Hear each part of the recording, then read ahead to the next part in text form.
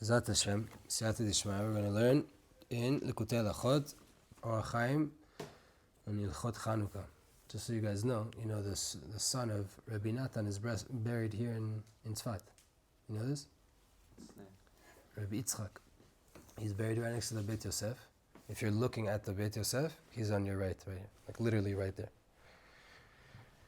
What happened? They came to bury him here in Tzfat. He lived here in Tzfat. He made Aliyah after he was 60 years old. Rabbi Natan didn't want him to make Aliyah until he was over 60 years old, so that there was still people pushing Uman Rosh Hashanah. And he finally made Aliyah. He wanted to be here, which goes out to just a question to people.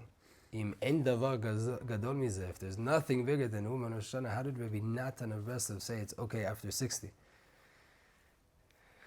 After 60 to not go to Uman? His son wanted to make Aliyah. He said after 60. But if there's nothing bigger than Uman Rosh Hashanah, that's right? Eretz Yisrael must be really en davar gadol mizeh. that was the whole point, right? So I don't know, but I'm not getting into this. It's just a little. So he came here. He lived in Tzfat, and he passed away. And in the middle of the night, they buried him there next to the Beit Yosef. And in the morning here in Tzfat, there was a big balagan, big machloket. Sfardim got upset. This, that. Who dared to put someone in the chilkav, the tzadikim, right next to the Beit Yosef? Beit Yosef is the Shulchan Aruch, right? Rav Yosef Karo. And came an older chassid here to make the peace, and he said, guys, listen, this is from Hashemayim. It was the middle of the night, they came and they buried here, no lights, no nothing. His father took all of the Shulchan Aruch and infused into it all of the Kabbalah. And that's what we're learning, Likutei Halachot. What's Likutei Halachot? This is Likutei Halachot, Or Chaim, Gimel, which is Shulchan Aruch, Or Chaim, Gimel, of what are we learning? Ilchot Hanukah. Halachot, this is a book of Halachot, but it's all Pnimiyut. And Rav Itzhak was the printer of all of the Breslov books. Everything. He was the one that really got Breslov like out there on paper, in books, sorted and organized, including his father's works. And in the end of his days, he ended up here in Tzfat, and he's buried here. So if you ever want to connect, you have Reb Nachman's daughter, Reb Nachman's Gabbai, and Rabbi Natan's son. Is Reb Nachman's daughter in the cave? The cave of the Bat Ayin. There's also the Bat Ayin Zilula this week, so make sure you get down there as well. It's Tzfat week, Baruch Hashem. So let's get into Likutei Halachot. We're learning on Hanukah. We did the first halacha again. You guys remember what it was? We want to go from level to level. Right? The Shir Pashut Kaful Meshuvah Shmerubah. And how do we do it? By way of giving tzedakah, to reveal all the lights of Hashem. So here we're going on a different halacha. על פי המאמר ראיתי מנורת זהב. There's Likutei Halachot Chet. Likutei Moran Chet, sorry, and that's what we're working off here. והכלל, שעל ידי אריכות הרוח, Reb Nachman explains there that by way of lengthening your breath, meaning ginuche, krechs, as they call it in Yiddish, right? The Yiddish krech. A nice sigh. By way of that, Reb Nachman says, you can pull down Ruach Chaim into the Chisaron. You can bring down the spirit of life into all of your lacks. Tshuva, no? What? Like tshuva is just like a... Correct. It's a little bit, yeah. And by the way, I have over 50 classes on the Jewish approach to breathwork on YouTube. You guys can check out the playlist. And it explains a lot of these ideas. But just breathing, just as humans,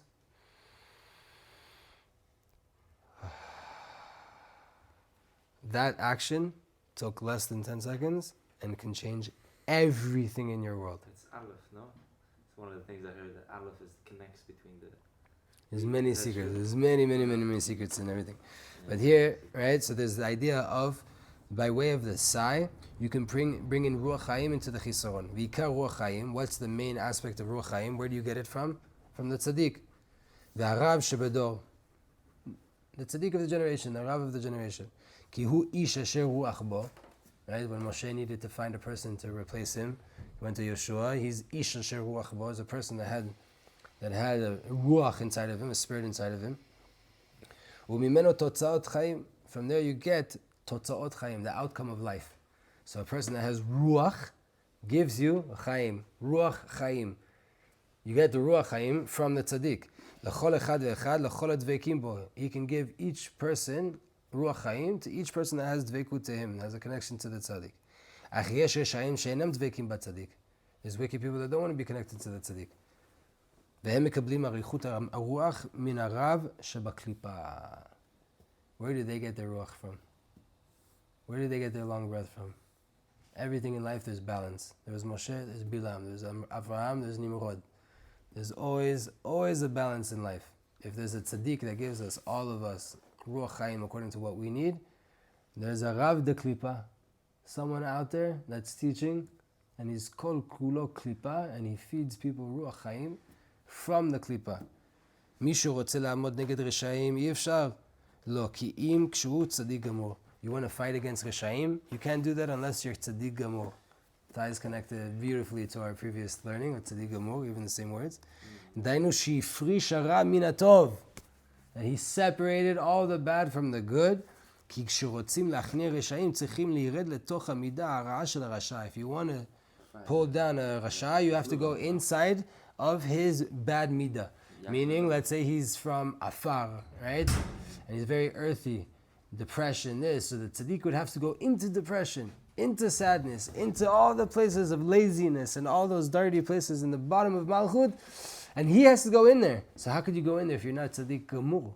If you're not completely clean, how could you go inside a place? The nature of bad is going to attach itself to bad. If you have anything bad and you go inside there, you get affected.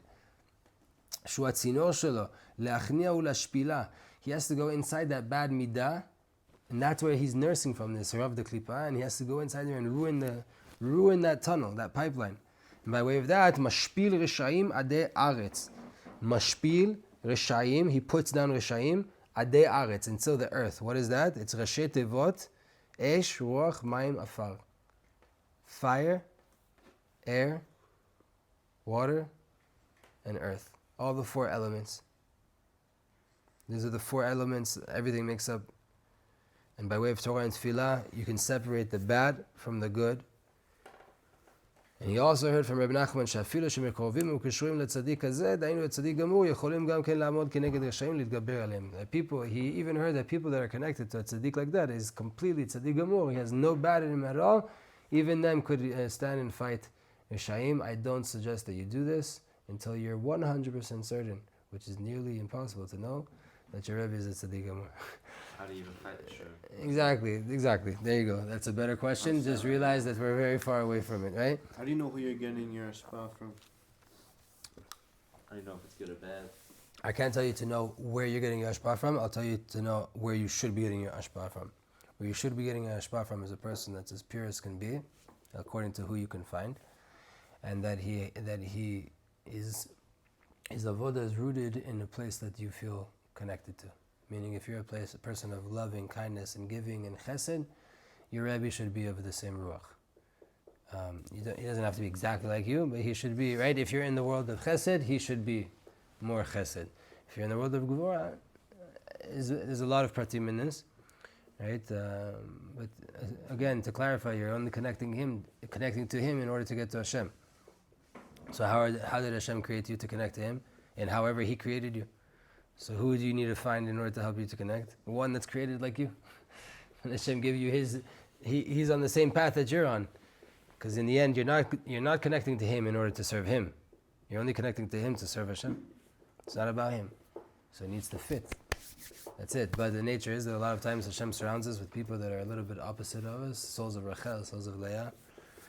And a lot of times you might have a Rebbe that's much more opposing to you, and which is how Hashem wants it, because it's there to help you grow, right? But it can be completely, that's more in the personal relationship side. It can't be completely that he's in a different path in avodah and you're not even on that page, you don't appreciate it, you don't like it, because it's not going to talk to you, right? Person that wants to be sitting learning the Torah all day long, it's going to be hard for him to be a Chabadnik, going out and doing mivtzayim, and like, it's not me. It's not. Until you connect to, there's no real way to really know. Correct. Unless you're connected to an extremely holy person and you have no other option, so then it makes sense to, right? And then so you see a lot of people that became Chabadnikim. Why? Because when they were in Europe, they had their Rebbe, they had everything. After the war, you get to New York, who do you have?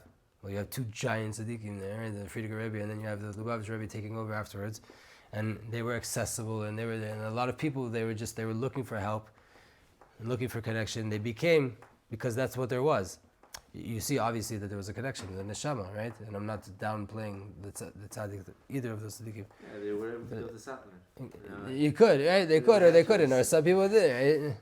But there wasn't too many options. In Europe, you had hundreds of rebbes. You go, and there were the stories back then, 100 years ago, 150 years ago, people traveling to different tzaddikim. Why would they travel to different tzaddikim? So many. To see how's he doing, how's he serving Hashem, how's he serving Hashem.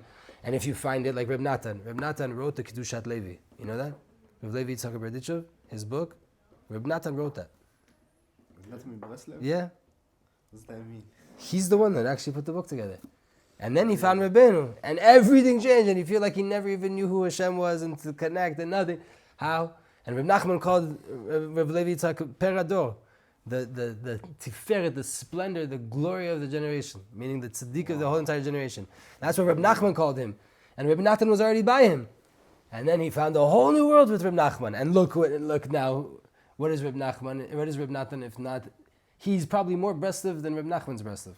Does anyone call their tzaddik the tzaddik emet other than Breslev? Yeah, you have this. What, that exact word?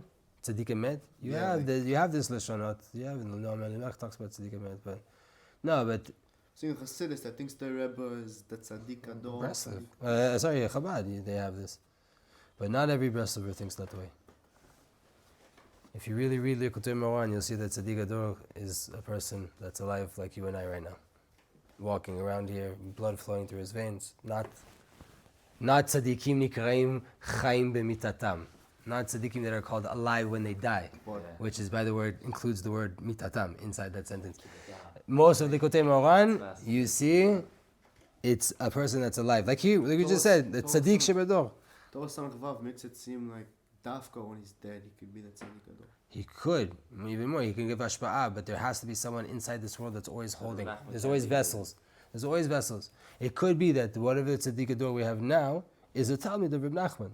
Reb Nachman setting the ruach, but there has to be someone in the generation that is living with us, that is holding the light of the Shekhinah. It's always been that way. It will never change. From Adam until the end of times. Mashiach will die, and he will have a son that takes over, and he will be the same thing. Mashiach also is going to die. The 7 shepherds means there can only be a 7th one and 0. So you can't really have another tzaddik. You don't need to have another tzaddik. It's all the same light. It's just there has to be someone that's alive walking in the generation. That's always been the Torah. The Torah will never change. It didn't change 200 years ago, and it didn't change in 1994. The Torah is the Torah. There's always someone alive that is carrying the torch and leading us through. We will never ever be an orphan nation. Hashem does not change the Torah. That's how it's worked from Adam till the end of the days. So how's it working for that? For who? For those guys. Ask yourself that question, and you can answer it yourself too. Which guys? The guys? We're going back in the Torah, guys. זה בחינת חנוכה. כי בחנוכה צריכים לעמוד כנגד רשעים הרוצים למנוע ולבטל מעבודת השם. Chanukah, the whole entire fight, is to fight against the Rashayim that want to take us away from Avodat Hashem. כי מה שנעשה הוא שיעשה. Whatever it was, that's what's going to be. Well, exactly. Back then, that was the miracle, that they came to fight against us, the Rishayim, the wicked, the Yevanim, and Lashkichenu mitoratenu, to make us forget our Torah, to make us go against the will of Hashem. K'mochen na'asa zot bechol dor vador. It's happening in every single generation.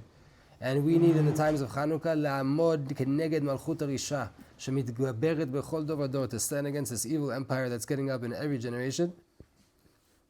They're the Rishayim that are coming against us to take us away from Avodat Hashem. We have to get over them. We have to fight against them. And you can't fight against them if you don't receive the koach from the tzaddik. And that's the aspect of Ner Chanukah. Because the tzaddik is called Or. Imru tzaddik ki tov. Say tzaddik because he's good. Ve'en tov ela or. Like it says, V'yar Elohim et or ki tov. So light is good. כי זה הצדיק הוא טוב, גמור, כי הפריש הרע לגמרי. It's so amazing how it's connected. ונשאר כולו טוב, ועל כן נקרא טוב. He's just left with good, there's nothing else, that's why he's called טוב. But Moshe Rabbeinu, by the way, one of his names is Tuvia. Moshe had many names.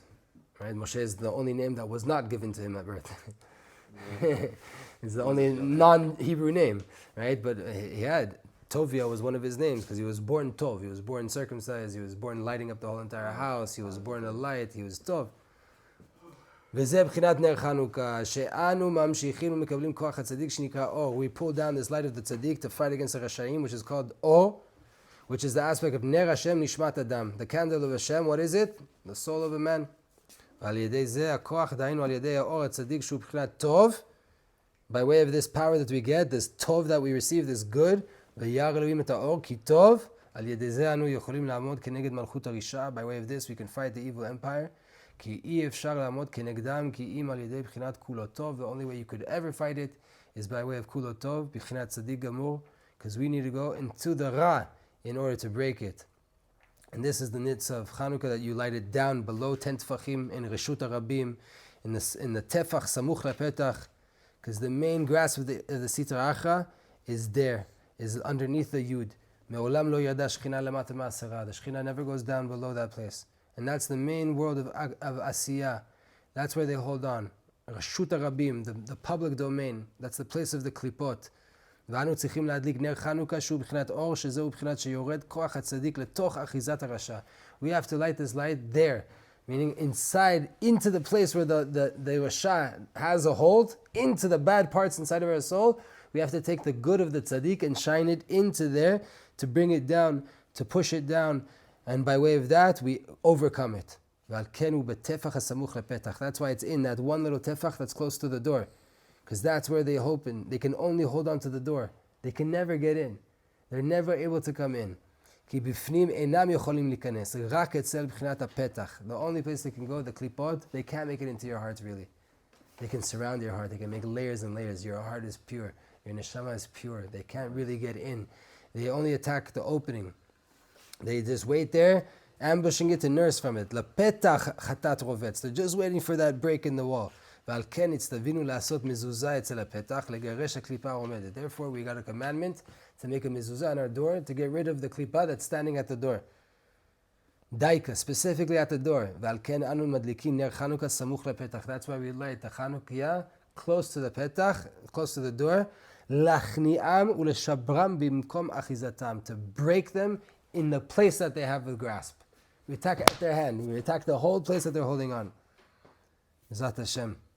We'll continue to learn this mimer as well. Tevarchu mipi Elyon, Zat Hashem.